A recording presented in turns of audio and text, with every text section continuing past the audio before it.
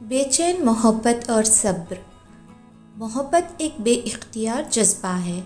یہ جب ہوتا ہے تو انسان اس سے بے خبر نہیں ہوتا، حتیٰ کہ اسے محبت چاروں شانے چت کر چکی ہوتی ہے۔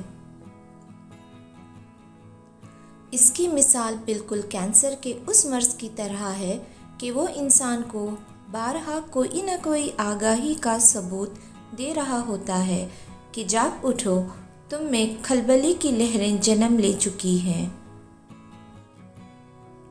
آج کی محبت کل کی محبت سے قدرے مختلف ہے۔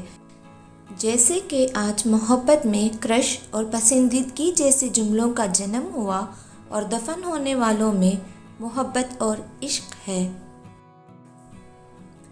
مانتی ہوں آج بھی محبت کو لوگ خاصے میں لاتے ہیں، مگر عشق یتیم ہو چکا ہے۔ جو بھی اس کے ورثے تھے وہ مٹی میں خاکی کی صورت میں موجود ہیں۔ آج کی محبتیں ایک رات کو شروع ہو کر اگلی رات کو ہی ختم ہو جانے والی محبتوں میں شامل ہیں۔